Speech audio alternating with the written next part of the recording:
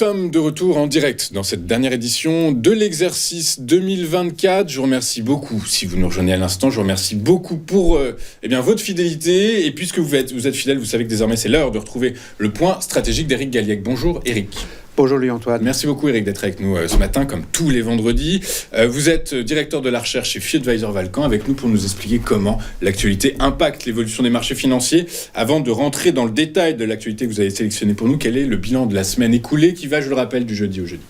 C'est un bilan qui est négatif. Après plusieurs semaines qui ont été effectivement extrêmement favorables, on a une baisse significative de l'ordre de 2%, un peu moins en Europe, un peu plus aux États-Unis, avec aussi, il faut le noter, une baisse importante de l'euro contre le dollar qui a perdu 1,5%, qui se retrouve au plus bas, aux alentours de 1,04 contre donc, la monnaie américaine. Contre la monnaie américaine. Alors vous avez décidé de nous parler en premier temps de l'inflation aux États-Unis, inflation qui repart.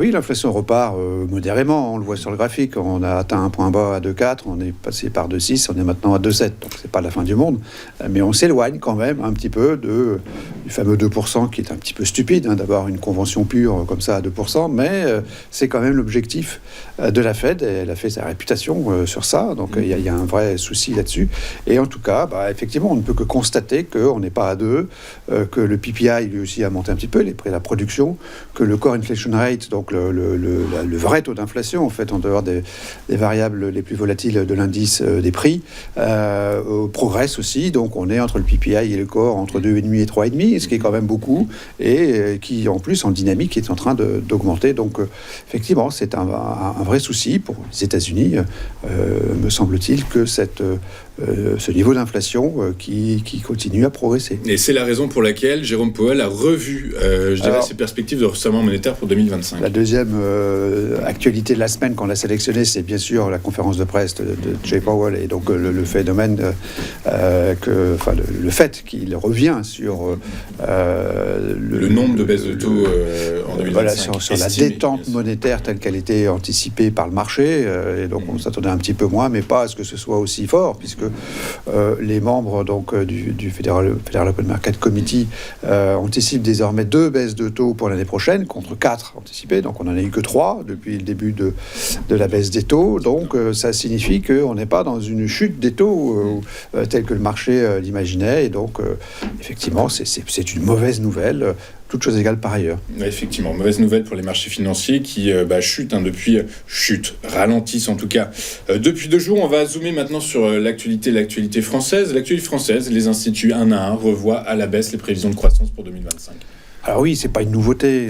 Nous sommes dans une stagnation. On est vraiment dans un phénomène de stagnation de l'économie française et européenne. Je crois qu'il faut le dire.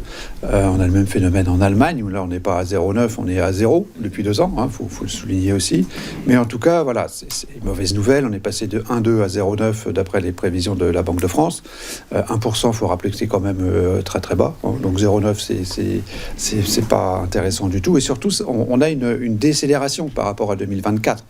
C'est une légère décélération, parce qu'on était un petit peu au-dessus de 1, on est un peu en dessous de 1, donc ça veut dire rien. Donc on a un pays qui n'avance pas. Un pays qui n'avance pas, même d'un point de vue politique, on le sait bien, c'est l'investissement qui est bridé. Quand il n'y a pas de gouvernement, il n'y a pas d'investissement. En plus, prévision officielle pour l'année qui n'a pas encore commencé. Donc c'est dire combien le potentiel de désillusion est significatif, me semble-t-il, dans le cadre que tu as évoqué, effectivement, de risque politique, de stress géopolitique et d'attentisme politique en France et en Allemagne. Et en Allemagne, alors on a parlé de la deuxième locomotive européenne, on va parler de la première, qui est également embourbée dans une crise politique, dans une crise profonde industrielle. Chose est-il qu'Olaf Scholz, chancelier allemand, a convoqué de nouvelles élections législatives pour fin février, et d'après les derniers sondages, on s'attend à un basculement total de l'échiquier politique allemand.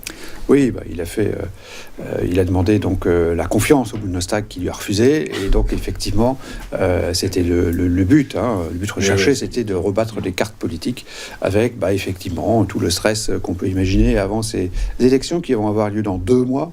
2 mois, c'est une éternité finalement par rapport au processus économique, par rapport aux décisions qui sont prises par les agents économiques. C'est aussi bien sûr une mauvaise nouvelle parce que on se demande ce qui va ressortir de ces élections.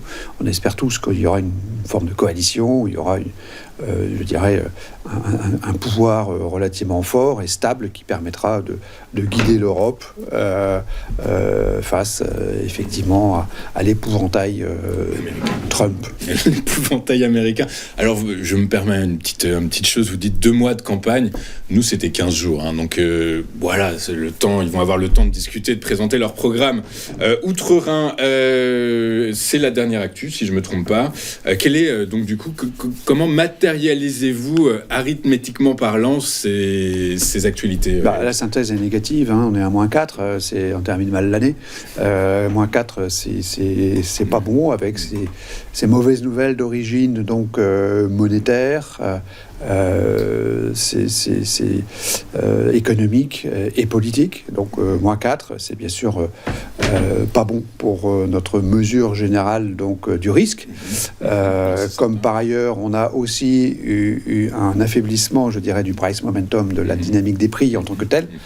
On se retrouve à nouveau à basculer un petit peu vers la baisse. Donc on réduit un petit peu nos positions sur les actions européennes, puisqu'on est passé à 85 au lieu de 100. Donc on l'avait déjà fait il y a à peu près 3 semaines à mois. Donc on voit bien qu'on est dans un doute et que progressivement, en fonction de la température des marchés, puisque c'est un élément important dans notre décision finale, si cette température se met à vraiment baisser, eh bien on n'aura pas d'autre, je dirais, expectative que de proposer d'alléger les positions, parce que on sera dans un phénomène d'inversion probable, possible, de la tendance, et c'est ce qui se passe aujourd'hui. C'est ce qui se passe aujourd'hui. Vous avez parlé de l'investissement sur les marchés européens, pas de celui sur les marchés actions américains. Vous restez à 100% sur les marchés américains. On est à 100% toujours sur les actions américaines. La dynamique est toujours là. C'est vrai qu'il y a beaucoup de promesses, il y a beaucoup d'attentes. On le sait, tous les investisseurs le savent, donc ils vont se décider par rapport à tout ça. Mais sur les recommandations qu'on peut faire à l'heure qu'il est dans les tendances factuelles telles que définies et observées depuis quelques jours, nous sommes toujours investis à 100% sur les actions américaines. Ok, très clair. Merci beaucoup, Eric. Merci d'avoir été avec nous tout au long de 2024. Eric Galliègue, permettez-moi de vous présenter mes meilleurs voeux ainsi qu'à toute votre famille. Et écoutez, je me ferai un plaisir de vous réentendre nous analyser, décortiquer l'actualité, hein, quelle qu'elle soit, et dès le 3 janvier 2024. Du coup. Merci, en retour tous mes voeux de bonnes fêtes de Noël, et puis je présenterai mes voeux 2025 quand l'année sera passée. C'est une très bonne chose. C'est très rationnel. Vous êtes quelqu'un de très rationnel, Eric, et je vous en remercie beaucoup. On marque une courte page de publicité. Juste après, on retrouve Pierre Sabatier et notre page macroéconomique. À tout de suite sur Téléfinance.